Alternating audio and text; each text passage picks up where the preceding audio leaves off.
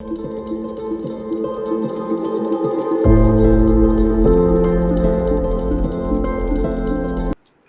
we are going to start English grammar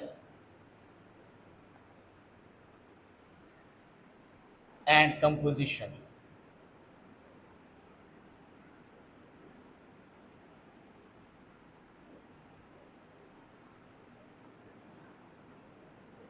The topics includes sentence pattern,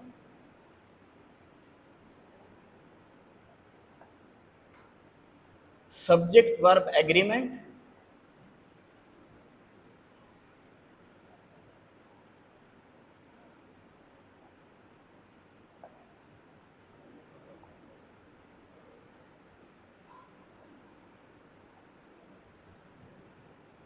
parts of speech, subject and predicate,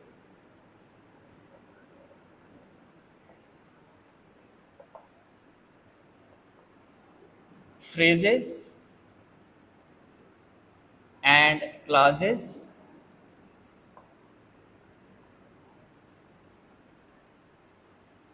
punctuations,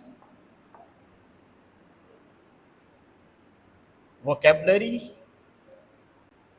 idioms, yes, narration,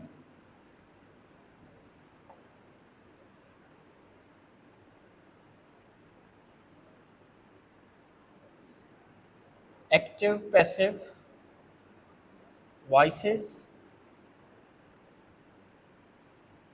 models, and writing techniques.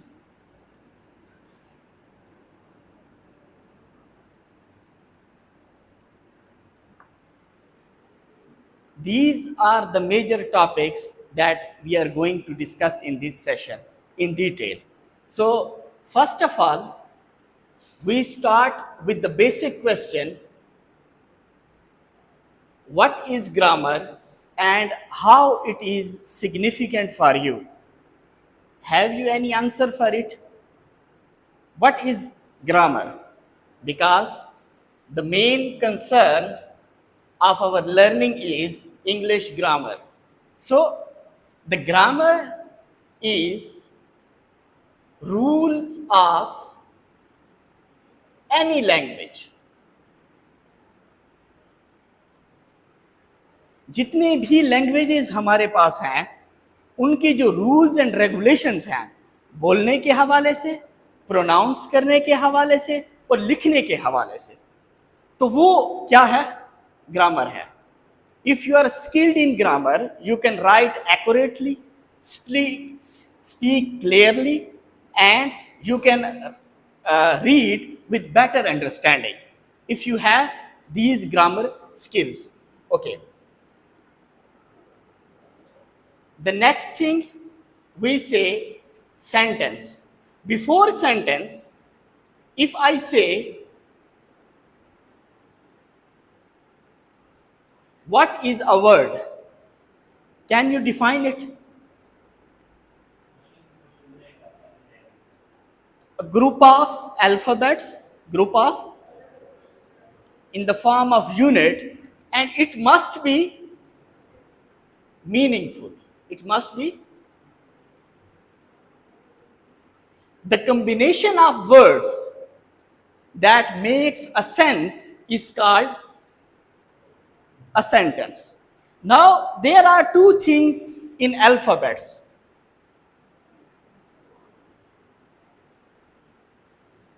Consonants and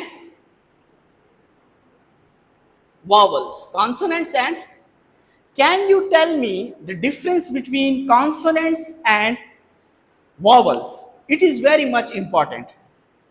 The consonants are, I say, B, C, D, etc. And vowels are, why we have divided alphabets, English alphabets, into consonants and vowels? Have you any reason for it?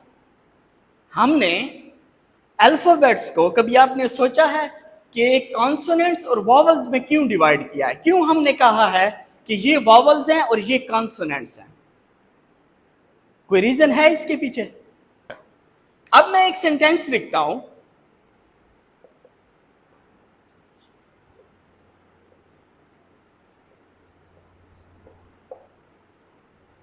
Can you pronounce, it is a word, can you pronounce this word? This word is very much difficult to pronounce. Why?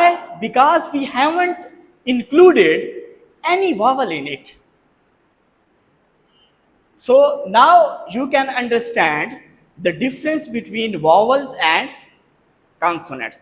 जब भी आप consonant pronounce करेंगे, आपके जो speech parts हैं, आपके जो body के पार्ट्स हैं जो कि स्पीच से इन्वॉल्व हैं, वो आपके लिप्स हैं, आपका टंग है, आपके टीथ हैं, ठीक है, आपका लोअर टंग है, एवियोला है, ये सारी चीजें जो हैं जब आप बोलते हैं तो वो चीजें आपस में कनेक्ट होती हैं, ठीक है, जब आप कॉन्सोनेंट प्रोनाउंस करते हैं।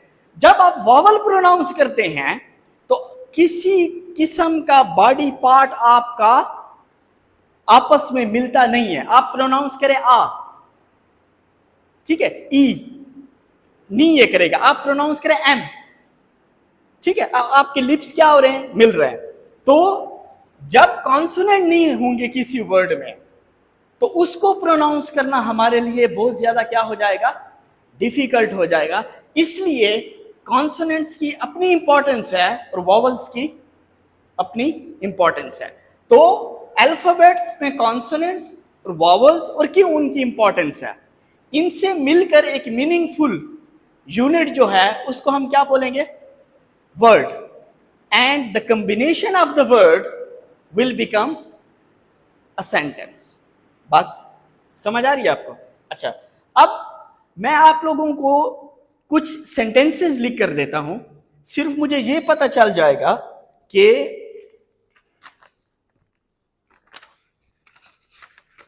मैं एक सेंटेंस लिख रहा हूं, आप लोग इसको देखें।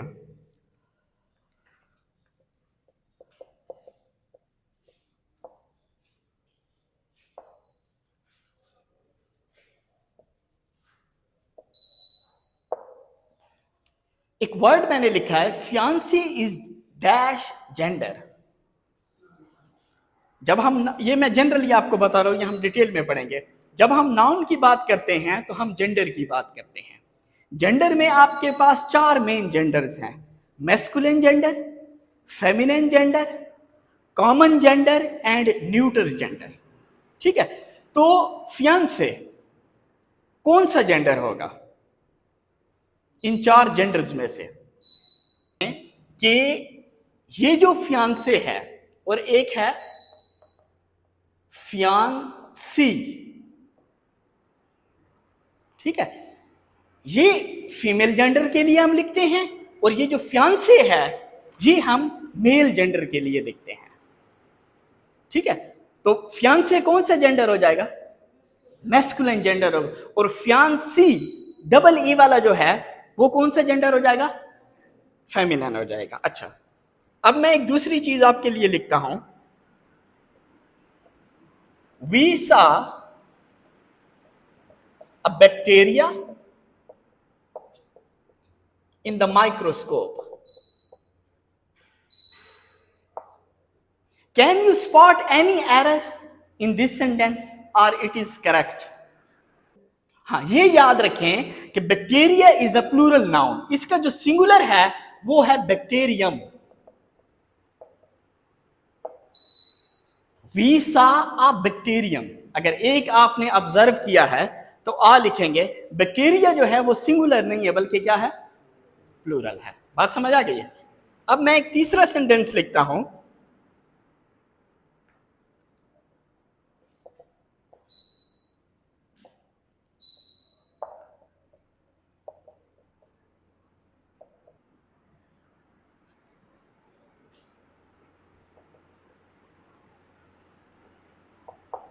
Can you spot any error in this sentence? हाँ, तो ये हमारे पास एक टेंस की ये है कि डिड आया हुआ है, तो यहां पे हमारे पास क्या होना चाहिए? गुड। क्या होना चाहिए? नो होना चाहिए। अच्छा, एक दूसरा मैं आपको सेंटेंस लिख के देता हूं कि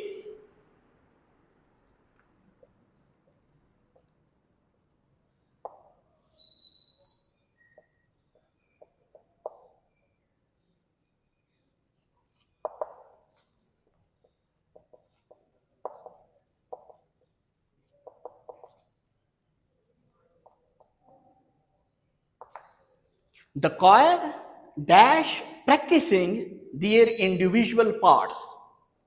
यहां पर इस सेंटेंस में इज आएगा या आर आएगा? इज आएगा। हाँ, आर आएगा। यहां पर क्या आएगा? अब हमने ये पढ़ा है, इस बात को समझें कि जो कलेक्टिव नाउन होता है उसको हम सिंगुलर ट्रीट करते हैं। ये बात हमने पढ़ी हुई है कि कलेक्टिव नाउन जो है उसको हम, लेकिन याद रखें जब कलेक्टिव नाउन को इंडिविजुअली ट्रीट किया जाएगा, जब कलेक्टिव नाउन को, यानी कलेक्टिव नाउन में हर एक बंदे को पॉइंट आउट किया जाएगा, तब आप उसको प्लूरल ट्रीट करेंगे। मैं आपको एक दूसरी एग्जांपल देता हूं कि the jury arguing with each other। अब यहां देखें, ज्यूरी हमारे पास अ बेंच ऑफ जजेस, ठीक है, तो कलेक्टिव नाउन है, लेकिन यहां पर हम उनको इंडिविजुअली वो एक दूसरे के साथ क्या कर रहे हैं?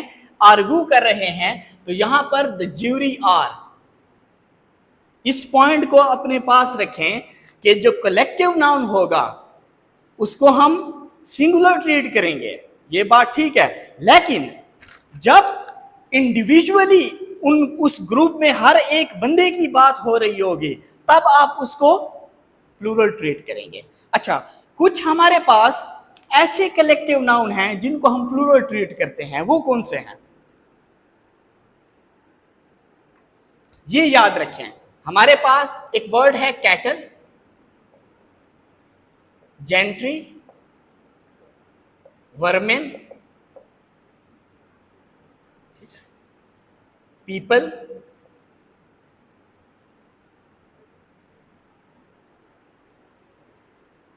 इन वर्ड्स को हम कैटल आर, और एक हमारे पास और है पुलिस, इनको आप हमेशा प्लूरल ट्रीट करेंगे, ठीक है। वर्मन का क्या मतलब है? कैटल तो मवेशी, जेंट्री एक शॉप, वर्मन का क्या मतलब है? सम टाइप्स ऑफ इंसेक्ट्स, ठीक है। तो ये जो कलेक्टिव नाउन है इनको हम क्या ट्रीट करेंगे? एज अ प्लूरल ट्रीट करेंगे। बात समझ आ रही है? अच्छा, एक और चीज मैं आपको लिख के देता हूं, फिर हम आगे चलते हैं। इस सेंटेंस को देखें,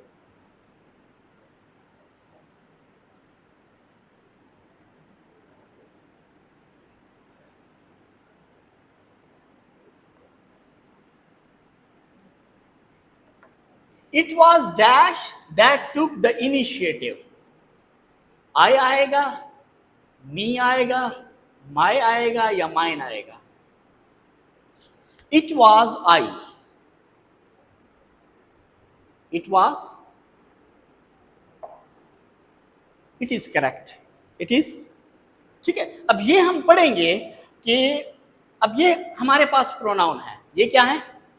अब हमें पता होना चाहिए कि हमने आई कहाँ यूज करना है, मी कहाँ यूज करना है, माई कहाँ यूज करना है और माइन कहाँ यूज करना है।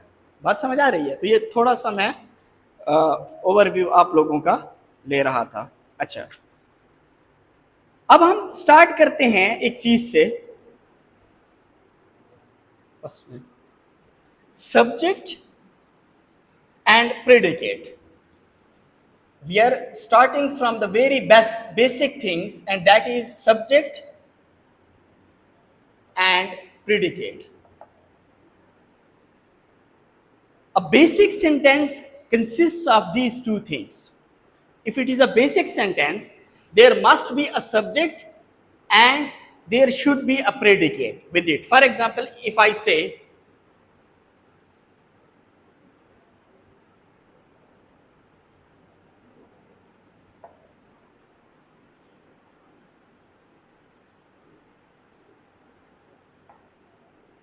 अगर हम यहां प्रीपोजिशन लिखें तो कौन सा प्रीपोजिशन ठीक आ सकता है?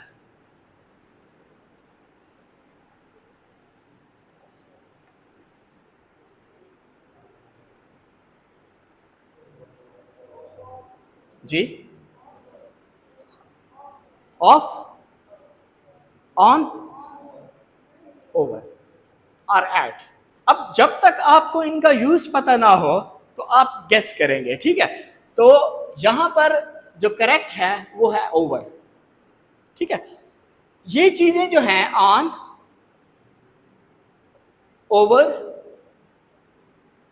अबव एंड अप, ये चार ऐसे प्रीपोजिशन हैं जो हम ऊपर के लिए यूज करते हैं। ऑन हम वहां यूज करेंगे जब आप किसी सरफेस के ऊपर ठहरे हुए हैं।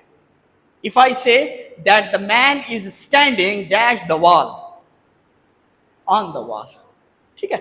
ओवर हम वहां यूज करते हैं कि जब एक चीज हो और दूसरी चीज प्रोजेक्टाइल बनाकर मूव उसको बगैर टच करते जाए।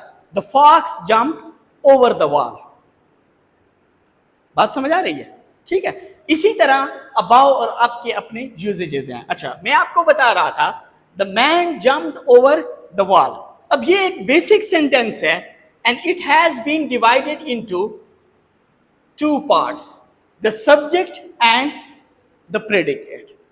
Subject mean the doer of action in any sentence, ठीक है? उस सेंटेंस में जो काम करने वाला ऑब्जेक्ट है, वो चाहे ह्यूमन है, एनिमल है या कोई चीज है, तो वो हमारे पास क्या होगा? सब्जेक्ट। इसको आप नोट कर लें, doer of any and what will be predicate? The part of the sentence after the subject is called predicate. Mostly it starts with verb, helping verb or main verb, ठीक है? अब यहां पर देखें, the man jumped over the wall, ये subject हो गया, jumped हमारे पास verb हो गया, ठीक है? over the wall, अब ये सारा पार्ट जो है इसको हम प्रेडिकेट कहते हैं। A basic sentence contains these two things, ठीक है? A simple sentence, it must have a subject and it must have a predicate. बात समझ आ रही है? अच्छा, अब जरूरी नहीं है कि सब्जेक्ट हमेशा स्टार्ट में हो, सब्जेक्ट हमेशा स्टार्ट में हो, ठीक है? या जो प्रेडिकेट है ये उसके बाद आए। जैसे सेंटेंस आपका कॉम्प्लेक्स होगा तो आपने किस चीज को देखना है? इस डेफिनेशन को माइंड में रखना है। अगर आपको सब्जेक्ट की डेफिनेशन क्लियर है और प्रेडिकेट की डेफिनेशन क्लियर है, ठीक है, तो फिर वो सब्जेक्ट जहां भी पड़ा होगा आप उसको लोकेट कर सकते हैं। मैं एक सेंटेंस लिखता हूं, The cackling of geese saved the Rome. इसमें सब्जेक्ट और प्रेडिकेट क्या होगा? एक दूसरा सेंटेंस में लिखता हूं, On the top of the hill lives a hermit. अब इन दो सेंटेंसेस में देखें, याद रखें सब्जेक्ट जरूरी नहीं है वो एक हो, सब्जेक्ट आपका कंपाउंड भी हो सकता है, उसके साथ दूसरे कनेक्टिंग वर्ड्स भी लग सकते हैं। तो द कैकलिंग ऑफ गीज, ये हमारे पास सब्जेक्ट हो गया है, ठीक है? कंपाउंड सब्जेक्ट हो गया है, ये वर्ब है और उसके बाद वाला जो पार्ट है ये प्रेडिकेट हो गया है। अब इसको देखें, on the top of the hill lives a hermit, इसमें आप सब्जेक्ट और प्रेडिकेट को अंडरलाइन करें, क्या होगा?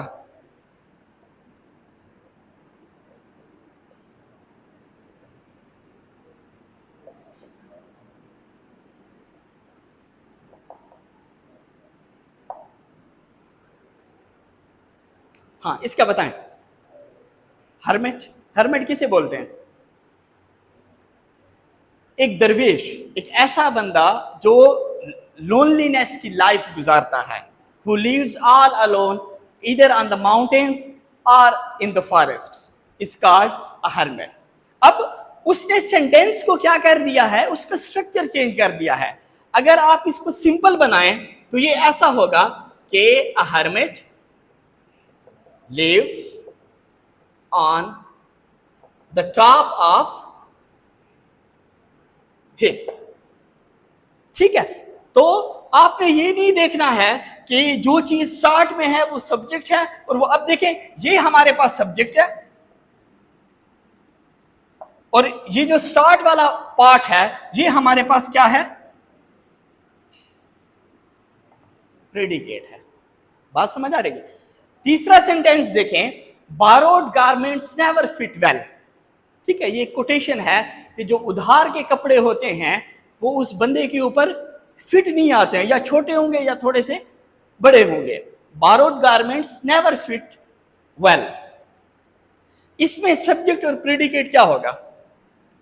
बारोड गारमेंट्स, ठीक है, और ये हमारे पास सारा क्या आ जाएगा? प्रेडिकेट हो जाएगा। तो सेंटेंस में जो दो मेन चीजें हैं वो क्लियर हैं कि सब्जेक्ट क्या होता है, और या उसमें कोई कंफ्यूजन है? अच्छा, अब अगर एक सिंपल सेंटेंस है तो उसका पैटर्न ये होगा, subject, verb and object. Subject, verb and subject अभी हमने पढ़ लिया कि the doer of an action in any sentence is called subject. What will be the verb? The main action in that sentence. उसमें जो काम हो रहा है वो ईट का हो रहा है, वो ड्रिंक का हो रहा है, वो मेक का हो रहा है। ठीक है, जो भी मेन एक्शन, वो रन का हो रहा है। ठीक है, तो वो हमारे पास वर्ब होगा। फिर हम इसकी डिटेल में जाएंगे। Then comes object. What is object? Yes, the thing on which action is performed. Action is,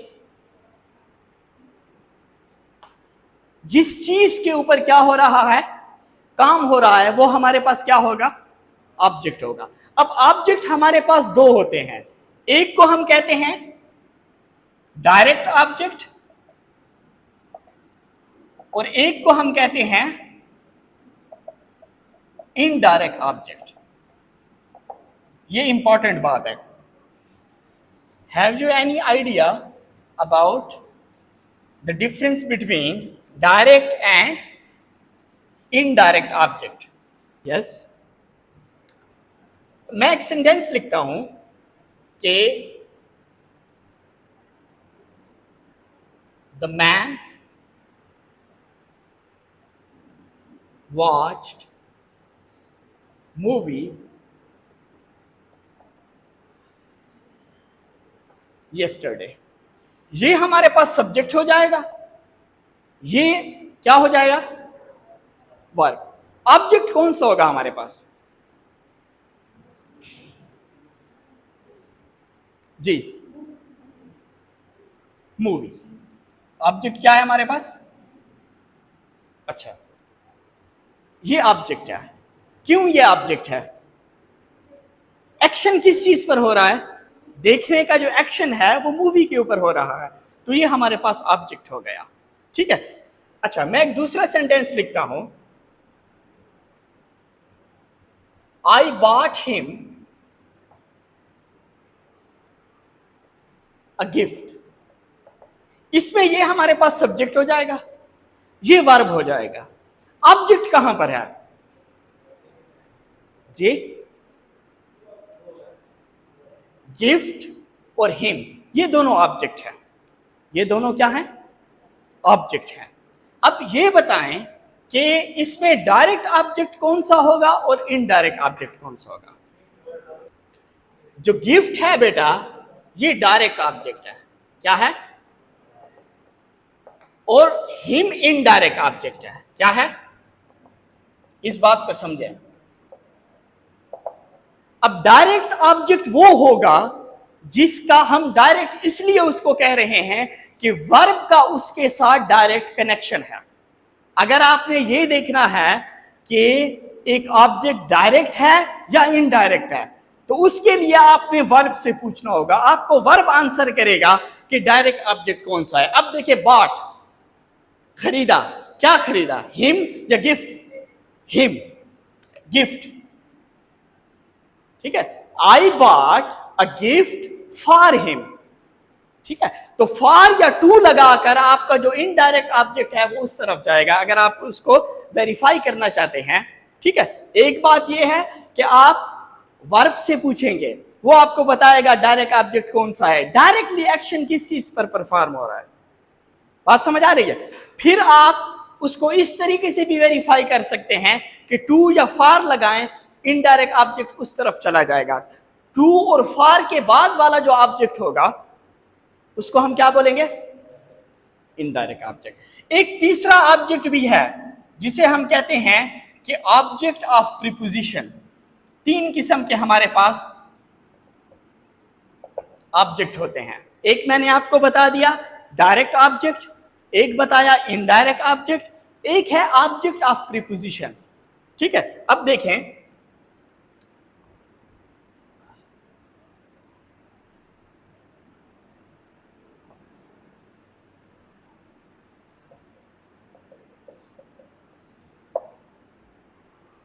ठीक है, अब इस जो आपका डायरेक्ट ऑब्जेक्ट होगा वो आपका ऑब्जेक्ट ऑफ द वर्ब कहलाएगा। डायरेक्ट ऑब्जेक्ट आपका द वर्ब कहलाएगा। जो ऑब्जेक्ट ऑफ प्रीपोजिशन जो होगा वो आपका, देखें, अब ये ट्री हमारे पास क्या है? ऑब्जेक्ट है। ठीक है, ये जो ऑब्जेक्ट है बेटा, ये इस प्रीपोजिशन अंडर का ऑब्जेक्ट है। सिंपल बात है कि अगर कोई किसी भी प्रीपोजिशन के बाद ऑब्जेक्ट यूज हो रहा है तो वो डायरेक्ट या इनडायरेक्ट ऑब्जेक्ट नहीं होगा, बल्कि उसको हम कहेंगे कि object of the preposition. Clear है? ये एक एग्जांपल देख लें।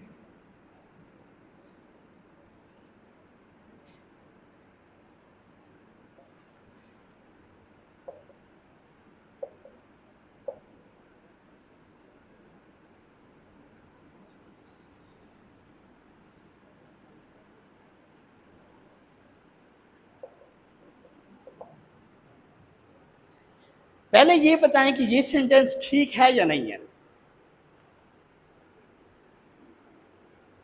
Richard bought her sister a gift.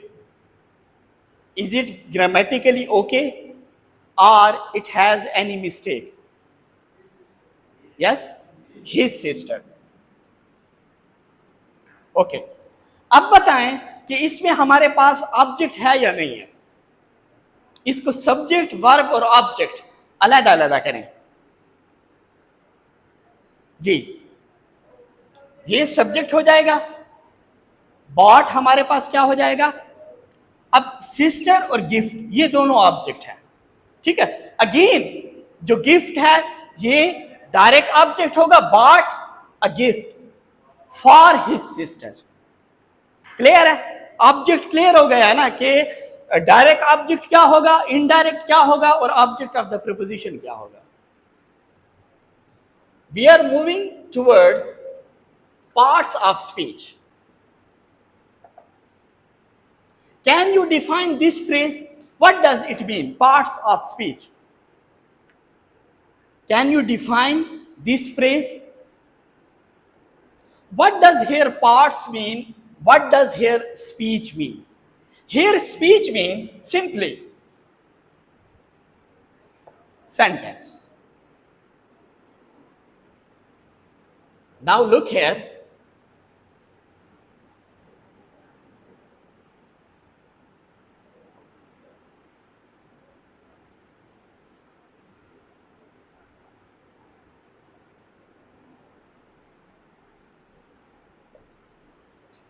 This is a sentence and it is divided into different parts. ये जितने भी इसके वर्ड्स हैं, ठीक है, ये उसके पार्ट्स हैं। इन पार्ट्स से मिलकर एक क्या बना है? हमने ये जानना है कि ये क्या चीज है, इसका नाम क्या है, इसका फंक्शन क्या है और सेंटेंस में इसकी प्लेस क्या होगी।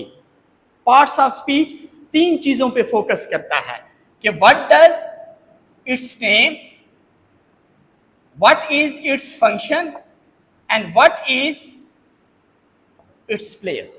तो जितने भी पार्ट्स ऑफ स्पीच हैं, all the parts of speech have their own name, their own function and has their own place in the sentence. अगर आप उसको अपनी प्लेस से हट के लिखेंगे तो आपका सेंटेंस ठीक नहीं होगा। ठीक है, जो आपको ग्रामेरियंस ने रूल्स बताए हैं कि ये फॉर एग्जांपल प्रोनाउन है, तो जो जो जगह सेंटेंस में उन्होंने आपको बताई है आपने उसको वहां लिखना है। बात समझ आ गई? तो ये पार्ट्स, अब ये फॉर एग्जांपल प्रोनाउन हो गया, ये क्या हो जाएगा जी? हेल्पिंग वर्ब, मेन वर्ब हो जाएगा। ये क्या हो जाएगा? एडवर्ब हो जाएगा। ठीक है, प्रीपोजिशन हो जाएगा, आर्टिकल हो जाएगा। ठीक है, नाउन हो जाएगा, और नाउन में अगर हम पैटर्न पे बात करें तो ऑब्जेक्ट हो जाएगा। ठीक है, तो हमने इन चीजों को, आपने अगर अपना सेंटेंस ठीक करना है, ठीक है, तो आपको इस चीज का आना बहुत जरूरी है, तब आप अपना एक सेंटेंस करेक्टली एंड एक्यूरेटली लिख सकते हैं। बात समझ आ गई है? अच्छा, इसमें हमारे पास सबसे पहले जो हम जिस चीज पर बात करेंगे वो है नाउन।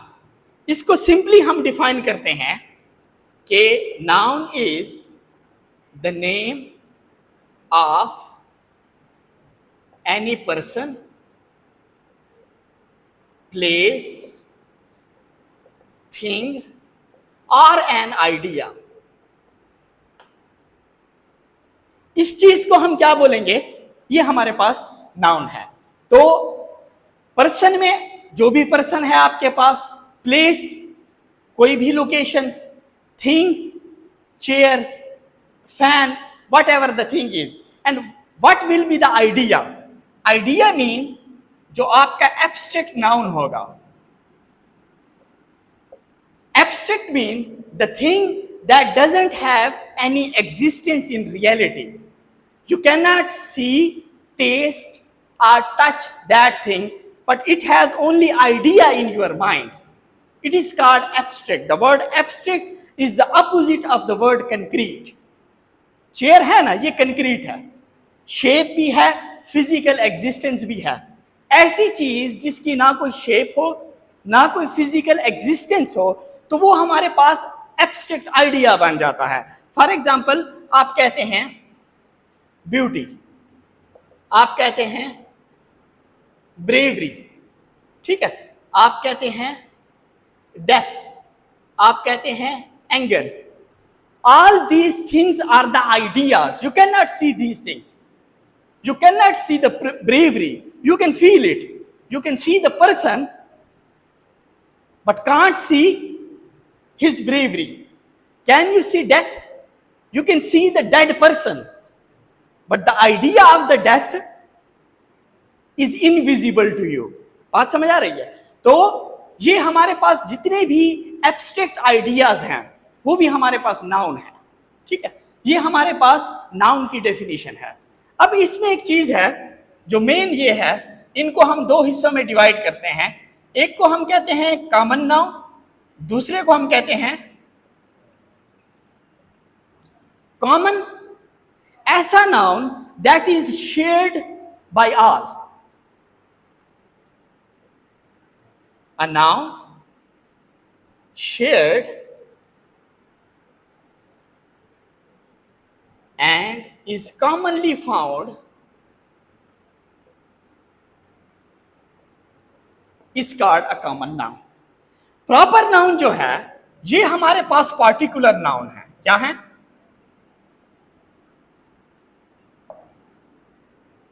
चेयर है हमारे पास, ये कॉमन नाउन है। चेयर क्या है? क्यों कॉमन नाउन है?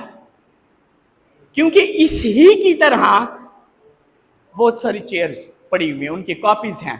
ठीक है, एक ही चीज से वो बने हुए हैं। प्रॉपर नाउन क्या होगा?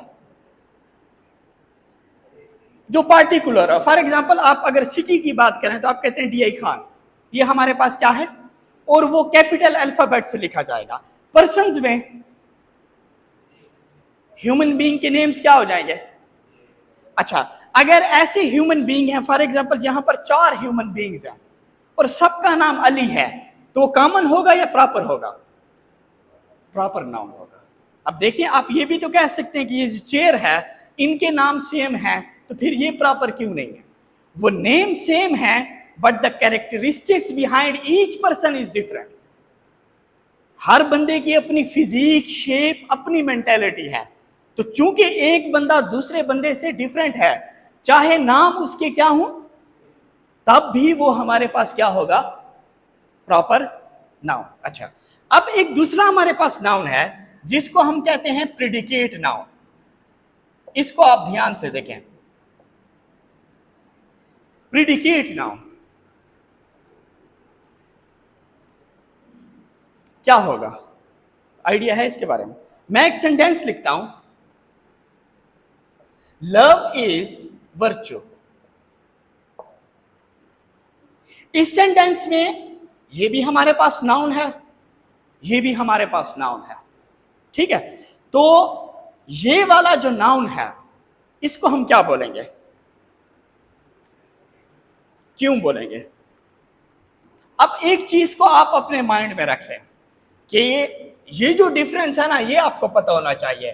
वर्ब एंड कैपुला वर्ब, या आप इसे लिंकिंग वर्ब भी कह सकते हैं। मेन वर्ब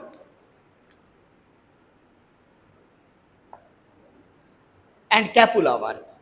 मेन वर्ब वो है कि जो सेंटेंस में मेन एक्शन परफॉर्म कर रहा हो। मेन, मैं आपको एक सेंटेंस लिख कर देता हूं, the man saw a cat in the street. अब यहां पर जो सॉ है ये एक्शन है, मेन एक्शन है। अब मैं एक दूसरा सेंटेंस लिखता हूं कि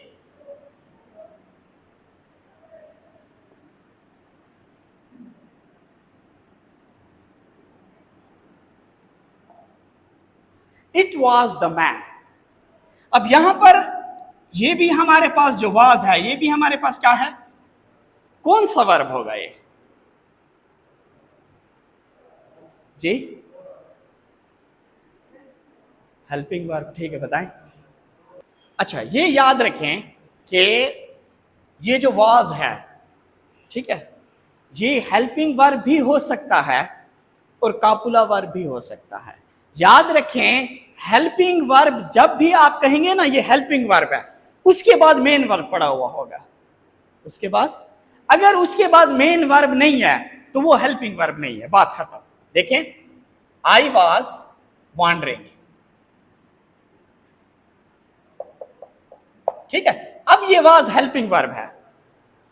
हेल्पिंग वर्ब का मतलब ये है कि वो मेन वर्ब की मदद कर रहा है।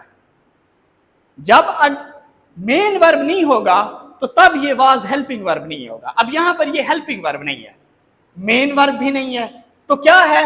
ये कैपुला वर्ब है। कैपुला वर्ब और लिंकिंग वर्ब, ये दो ऐसे वर्ब्स हैं बेटा जो सब्जेक्ट को ऑब्जेक्ट के साथ कनेक्ट करते हैं। लिंकिंग वर्ब के बाद या ऑब्जेक्ट पड़ा हुआ होगा, नाउन, याद रखें। लिंकिंग, इसको नोट कर लें, linking verb is followed by a noun or an adjective.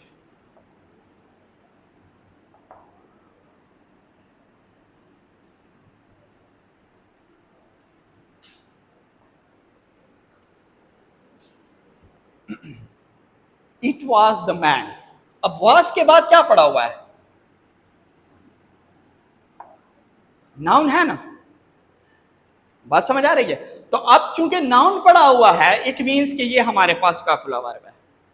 यहां देखें, ही वॉज हैप्पी, अब वाज के बाद हमारे पास एडजेक्टिव पड़ा हुआ है, क्या है? ठीक है, तो ये जो वाज है यहां पर ये क्या है? कैपुला वर्ब है। ठीक है, इस बात को आप समझ लें कि जो कैपुला या लिंकिंग वर्ब होगा वो सब्जेक्ट को किसी नाउन या एडजेक्टिव के साथ लिंक करेगा। ठीक है, मैं आपको बता रहा था प्रेडिकेट नाउन। तो अब देखें कि अगर किसी कैपुला वर्ब के बाद नाउन पड़ा हुआ हो तो उस नाउन को आप प्रेडिकेट नाउन कहेंगे।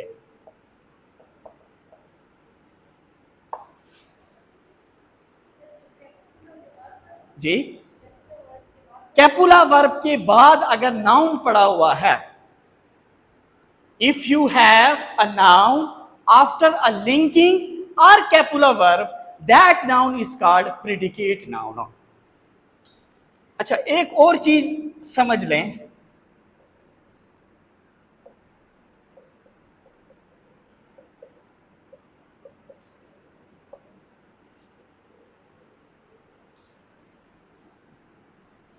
टेस्ट, ग्रो, फील, अपीयर, ये हमारे पास 4 वर्ब हैं। मैं एक सेंटेंस लिखता हूं,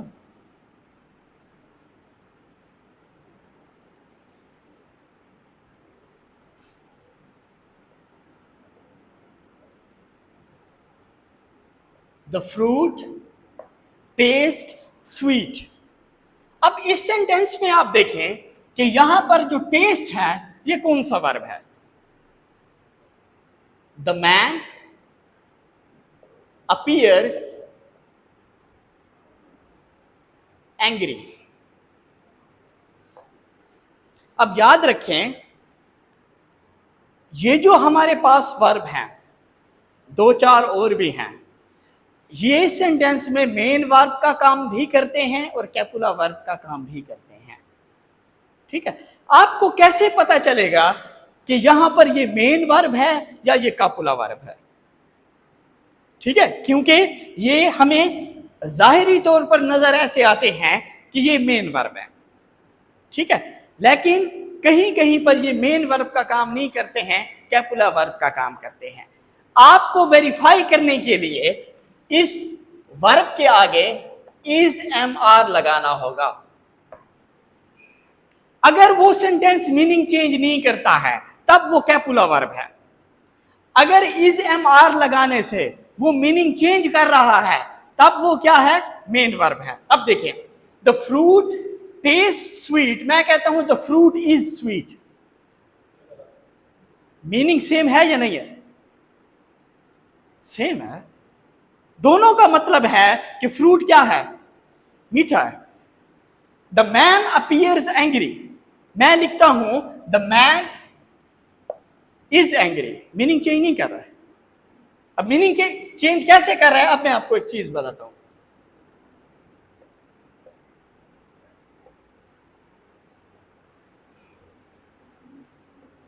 अब ये ईट्स है, एक बात यह ईट्स, अब आप अगर कहते हैं कि ये मेन वर्ब है या कैपुला वर्ब है तो इसकी जगह आप इज एम आर लगा कर देखें।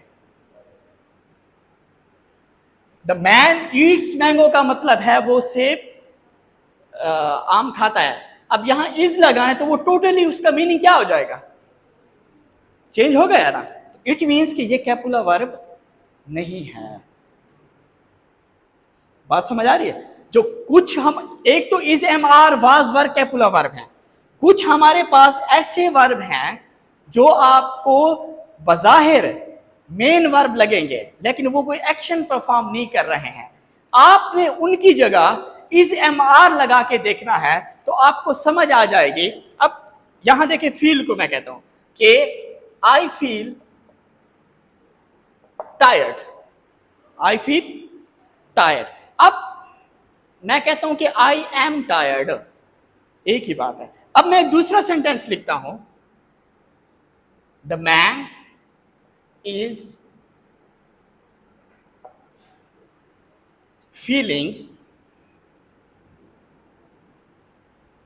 Well today. अब ये मेन वर्ब है, अब ये एक तो आपको यहां से पता चल गया कि इज लगा हुआ है, इसके बाद दोबारा आप इज लगा नहीं सकते हैं, ठीक है, तो ये हेल्पिंग वर्ब हो जाएगा। अब यहां पर ये मेन वर्ब का काम कर रहा है।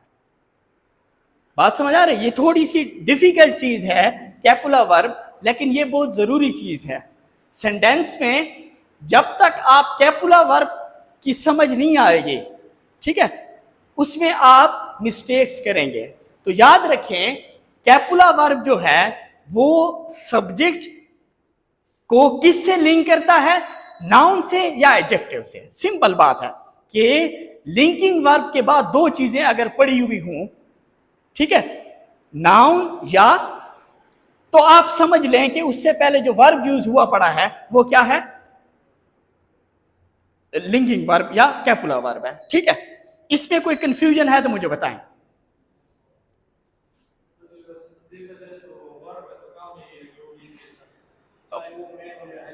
जी, वर्ब का क्या? हाँ,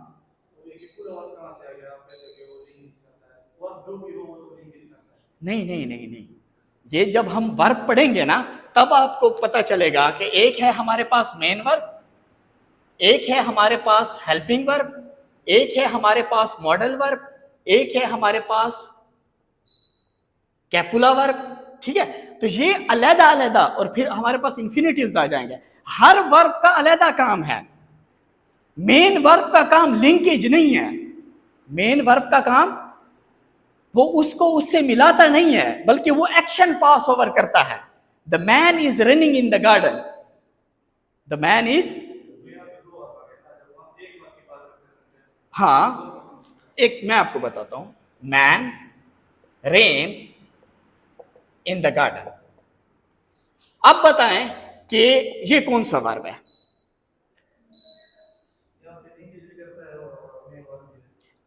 अच्छा, मेन वर्ब क्यों है?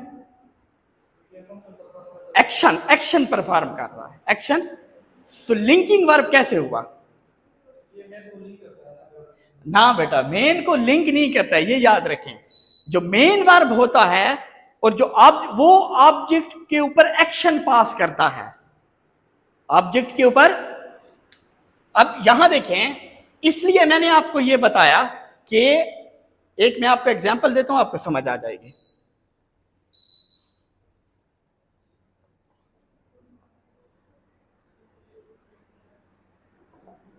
द मैन वॉच्ड मूवी, ठीक है, ये सब्जेक्ट है, ये वर्ब है और ये ऑब्जेक्ट है, ठीक है। अब बताएं कि ये जो मूवी है, ठीक है, ये किस चीज का ऑब्जेक्ट है? अच्छा, ये बताएं, पहले ये बताएं कि ये डायरेक्ट ऑब्जेक्ट है, इनडायरेक्ट ऑब्जेक्ट है, या ऑब्जेक्ट ऑफ द प्रीपोजिशन है? पहले ये बता दें। अभी मैंने आपको तीन ऑब्जेक्ट बताए ना, डायरेक्ट ऑब्जेक्ट है। डायरेक्ट ऑब्जेक्ट का ये काम है कि वो आपको किसके बारे में बताता है? ये जो मेन वर्ब है, ये किसकी आपको बात करेगा? ऑब्जेक्ट की बात करेगा। इनके साथ कनेक्शन नहीं है। बात को समझो, जो मेन वर्ब है उसका काम ऑब्जेक्ट के साथ है, उसका काम। आप वैसे जनरली बात कर रहे हैं कि जो वो दरमियान में है और लिंक कर रहा है, वो वाली आप बात कर रहे हैं। सब्जेक्ट, वर्ब एंड ऑब्जेक्ट, ये मेन वर्ब है। ये लिंक नहीं कर रहा है, ये एक्शन परफॉर्म कर रहा है। किस चीज के ऊपर एक्शन हो रहा है? मूवी के ऊपर एक्शन हो रहा है।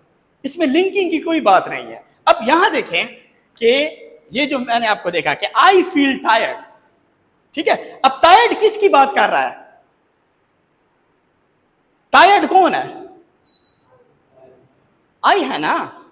द मैन फील थर्स्टी, इसको देखें, द मैन फील्स थर्स्टी। अब थर्स्टी कौन है? दरमियान में क्या चीज यूज हुई पड़ी है? फील।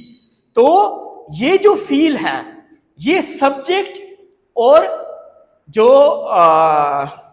एडजेक्टिव है उसको आपस में क्या कर रहा है, लिंक कर रहा है। इस थर्स्टी का कनेक्शन इसके साथ है। यही मैंने आपको बताया कि ये जो वर्ब हैं ये सेंटेंस में मेन वर्ब का काम भी करते हैं और लिंकिंग वर्ब का काम भी करते हैं। ये मैंने आपको एग्जांपल दी, ठीक है, कि the man rain in the garden. अब ये हमारे पास कैपुला वर्ब नहीं है, ये मेन वर्ब है। ये जो है अब ये यहां पर मेन एक्शन परफॉर्म नहीं कर रहा है, सब्जेक्ट को एडजेक्टिव के साथ क्या कर रहा है, लिंक कर रहा है। तो ये लिंकिंग वर्ब है जी। आगे एक और हमारे पास नाउन है एट्रीब्यूटिव नाउन।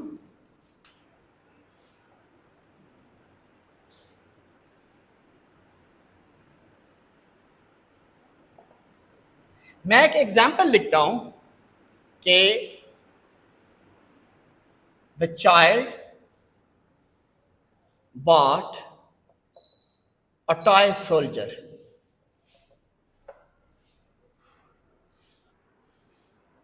अब इस सेंटेंस को आप देखें, सब्जेक्ट वर्ब और ऑब्जेक्ट में आप इसको, ये सब्जेक्ट हो जाएगा, ये हमारे पास वर्ब हो जाएगा, ये हमारे पास ऑब्जेक्ट हो जाएगा, ठीक है। हम पढ़ रहे हैं एट्रीब्यूटिव नाउन, ठीक है। अब इसको देखें कि टॉय भी हमारे पास नाउन है और सोल्जर भी नाउन है, ऐसा है या नहीं है? टॉय भी हमारे पास एक नाउन है और अब देखें ये जो टॉय है ये किसकी बात हो रही है, ठीक है। तो ये जो टॉय सोल्जर है उसके अंदर ये जो टॉय है ये एट्रीब्यूटिव नाउन है। एट्रीब्यूटिव नाउन हमेशा आपको कंपाउंड नाउन में मिलेगा, उसके अंदर एक नाउन दूसरे नाउन को मॉडिफाई कर रहा होगा। एक्चुअली ये एडजेक्टिव का काम है। यहां देखें हैप्पी मैन, ये जो एडजेक्टिव है ये किसकी बात कर रहा है, तो ये एट्रीब्यूटिव एडजेक्टिव है, ठीक है। ये हम आएंगे तो पढ़ेंगे। तो जब एक नाउन दूसरे नाउन को मॉडिफाई करे तो मॉडिफाई करने वाला जो नाउन है वो एट्रीब्यूटिव नाउन होगा। बात समझ आ रही है? और ये इसका रिजल्ट ये निकलेगा कि वो कंपाउंड नाउन बन जाएगा। टॉय भी नाउन है और सोल्जर भी। तो कंपाउंड नाउन के अंदर वो नाउन जो दूसरे नाउन को मॉडिफाई कर रहा है वो हमारे पास एट्रीब्यूटिव नाउन होगा। एडजेक्टिव तो एक दूसरा पार्ट ऑफ स्पीच है ना। एट्रीब्यूटिव का मतलब है मॉडिफाई करना। एट्रीब्यूटिव का क्या मतलब है? मॉडिफाई करना, किसी चीज के बारे में मजीद वजाहत करना। जी हाँ ना। तो नहीं, ये जो आप एडजेक्टिव पे आएंगे ना उसकी बहुत सारी काइंड्स हैं। उसकी एक काइंड ये है कि वो एट्रीब्यूटिव एडजेक्टिव है। आप सिर्फ ये समझें कि एट्रीब्यूटिव का मतलब मॉडिफाई करना। हाँ, अब ये तो देखें, जब आपको डिफरेंस पता चलेगा कि नाउन और adjective, noun is the name of person, place और थिंग।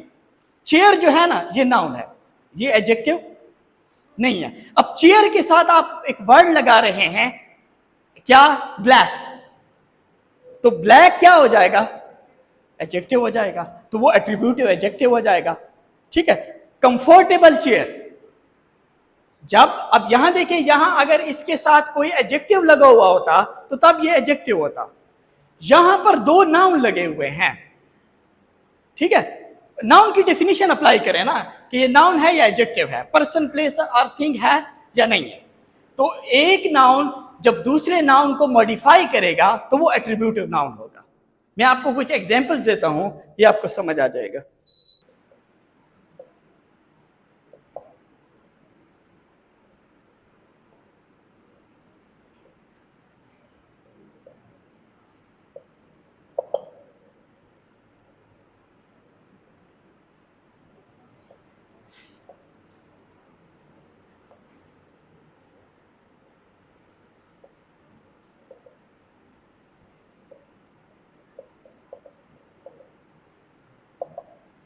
अब आप देखें कि पीपल लाइक चिकन सूप।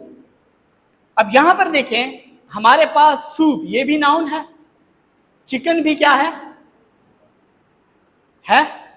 अब ये जो चिकन है ये इस सूप को क्या कर रहा है? मॉडिफाई कर रहा है। तो ये जो चिकन होगा ये हमारे पास एट्रीब्यूटिव नाउन है। यहां देखिए benefits of sunflower oil, sunflower और ऑयल दो हमारे पास नाउन है। सनफ्लावर इसको मॉडिफाई कर रहा है तो सनफ्लावर हमारे पास एट्रीब्यूटिव नाउन होगा। यहां देखिए मैरिज सर्टिफिकेट, ये भी हमारे पास नाउन है, ये भी हमारे पास नाउन है। तो पहले वाला नाउन दूसरे वाले को मॉडिफाई कर रहा है, तो यहां पर जो मैरिज है ये एट्रीब्यूटिव नाउन होगा। बात समझ आ रही है? प्रीडिकेट नाउन जब लिंकिंग वर्ब के बाद नाउन आ जाए तो वो प्रीडिकेट नाउन होगा। जब दो नाउन इकट्ठे आ जाएं और एक नाउन दूसरे नाउन को मॉडिफाई करे तो वो एट्रीब्यूटिव नाउन होगा। क्लियर है? इसमें अगर कोई कंफ्यूजन है तो बताएं।